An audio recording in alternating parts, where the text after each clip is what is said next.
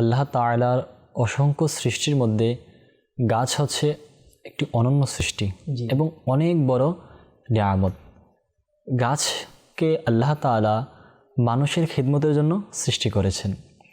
যদি গাছপালার ভূমিকা, গাছের গুরুত্ব যদি আমরা দেখি, দুনিয়ার জমিনের জন্য প্রয়োজন রয়েছে, মানুষের জন্য প্রয়োজন, আমাদের পরিবেশের জন্য প্রয়োজন, পশু পাখিদের জন্য প্রয়োজন। গাছপালা যে শুধু ফল দেয় বা ফুল দেয় বা সৌন্দর্যকে বজায় রাখে তেমনটা না। গাছপালা আমাদেরকে অনেক বড় একটি নিয়ামত, সেটি হচ্ছে অক্সিজেন দিয়ে থাকে।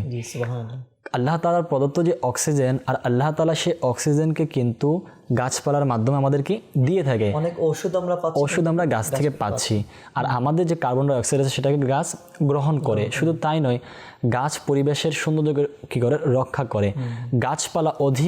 গাছপালা যেখানে থাকে, অধিক যেখানে গাছগাছালি হয়ে থাকে, দেখবেন সেই এলাকা, সেই শহরটা অনেক সুশীতল হয়, কারণ গাছপালা পরিবেশকে ঠান্ডা রাখে। পরিবেশকে দেখা যায় যে ঝড় তুফানের মধ্যেও কিন্তু গাছপালা সেই পরিবেশকে সেফটি করে।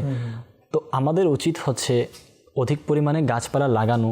যদি ভূমিধস থেকে, ভূমিকম্প থেকে, বিভিন্ন প্রাকৃতিক দুর্যোগ থেকে যদি নিজেদের শহরকে, এলাকাকে, ঘর বাড়িকে হেফাজত করতে হয়, নিরাপদ রাখতে হয়, তাহলে এর জন্য গাছপালা লাগানো অবশ্যই প্রয়োজন। আর গাছপালা লাগানোর ব্যাপারে হাদিসে মুবারাকার মধ্যে অসংখ্য ঘটনা বর্ণিত রয়েছে। খুদ নবী পাক সাল্লাল্লাহু আলাইহি সাল্লাম আপন রহমতপূর্ণ বরকতময় হাত মুবারক দিয়ে গাছ লাগিয়েছেন।